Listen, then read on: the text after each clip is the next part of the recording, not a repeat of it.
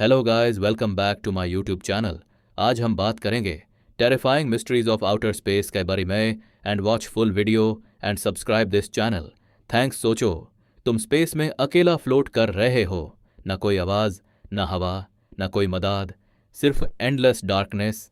और अचानक तुम्हें एक सिग्नल मिलता है, एक ऐसा सिग्नल जिसका सोर्स किसी प्लैनेट से नहीं, किसी स्टार से नहीं, बल्कि डीप एम्प्टी स्पेस से आ रहा हो। सबसे दाराने वाली बात पता है, आउटर स्पेस उतना पीसफुल नहीं है जितना मूवीज में दिखाया जाता है। रियलिटी में स्पेस यूनिवर्स की सबसे टेरिफाइंग जगह है। और आज हम जानेंगे आउटर स्पेस की वो मिस्ट्रीज जो साइंटिस्ट्स को भी अनईजी कर देती हैं। लेकिन ध्यान से सुनना, क्योंकि लास्ट मिस्ट्री तुम्हारी रियलिटी की अंडरस्टैंडिंग को हिला सकती है। सबसे पहली mystery, cosmic silence. Space completely silent है।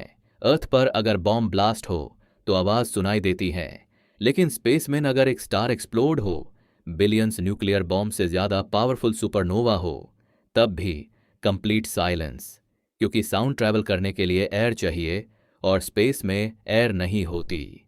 सोचो, एक ऐसा एक्सप्लोजन जो पूरी गैलेक्सी को हिला दे और फिर भी एब्सोल्यूट खामोशी। स्केरी है ना, लेकिन ये सिर्फ बिगिनिंग है। 1970 में साइंटिस्ट्स ने एक स्ट्रेंज रेडियो सिग्नल डिटेक्ट किया। सिग्नल इतना स्ट्रांग था कि एस्ट्रोनॉमर ने पेपर पर लिख दिया वाव, इसलिए इसका नाम पड़ गया वाव सिग्नल। यह सिग्नल सिर्फ 72 सेकंड्स तक रहा और फिर कभी वापस नहीं आया। ना उसका सोर्स मिला, ना एक्सप्लेनेशन। क्या वो एलियन सिविलाइजेशन का मैसेज था या यूनिवर्स का कोई नेचुरल मिस्ट्री जो हम समझ नहीं पाए? और अब अगली मिस्ट्री और भी डिस्टर्बिंग है, रोग प्लैनेट्स। ये प्लैनेट्स किसी स्टार के अराउंड ऑर्बिट नहीं करते, मतलब कंप्लीटली डार्क फ्रोजन वर्ल्ड्स जो स्पेस में अकेला भटक रहे हैं। इमेजिन करो, एक जायंट प्लैनेट बिना सनलाइट के, बिना वार्मथ के, सिर्फ डार्कनेस में ट्रैवल करता हुआ। साइंटिस्ट्स बिलीव करते हैं कि गैलेक्सी में ऐसे बिलियंस रोग प्लैनेट्स हो सकते हैं, और हो सकता है उनमें से कोई अभी भी हमारे सोलर सिस्टम के पास से क्वाइटली पास हो रहा हो। अब सोचो, अगर ऐसा प्लैनेट अर्थ के पास आ जाए तो ग्रेविटी इम्बैलेंस से पूरा सोलर सिस्टम डिस्टर्ब हो सकता है।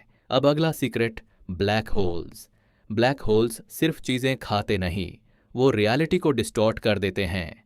अगर तुम ब्लैक होल के पास जाओ तो तुम्हारे लिए टाइम स्लो हो जाएगा। बाहर की दुनिया में सालों बीत जाएंगे और तुम्हें लगेगा सिर्फ कुछ मिनट्स हुए हैं। मतलब स्पेस के कुछ एरियाज में फ्यूचर ऑलरेडी एग्जिस्ट करता है। और सबसे टेरिफाइंग पार्ट, अगर तुम इवेंट होराइजन क्रॉस कर लो, वापस आना इम्पॉसिबल। तुम्हारी इंफॉर्मेशन परमानेंटली यूनिवर्स से एरो से हो सकती है, जैसे तुम कभी एग्जिस्ट ही नहीं करते थे। और अब आती है एक मिस्ट्री जो साइंटिस्ट्स को भी दारा देती है, डार्क मैटर। यूनिवर्स का मेजॉरिटी हिस्सा इनविजिबल मैटर से बना है। हम उसे देख नहीं सकते, लेकिन उसकी ग्रेविटी गैलेक्सीज को होल्ड करके रखती है। मतलब यूनिवर्स का most powerful component completely invisible है। सोचो, अगर कोई अनसीन स्ट्रक्चर पूरे कॉस्मोस को कंट्रोल कर रहा हो और ह्यूमैनिटी को उसका एग्जैक्ट नेचर ही न पता हो। अब सबसे शॉकिंग और terrifying theory, the great filter. Scientists के अकॉर्डिंग यूनिवर्स में इंटेलिजेंट लाइफ कॉमन हो सकती है, लेकिन फिर भी हमें किसी एलियन सिविलाइजेशन का प्रूफ क्यों नहीं मिलता?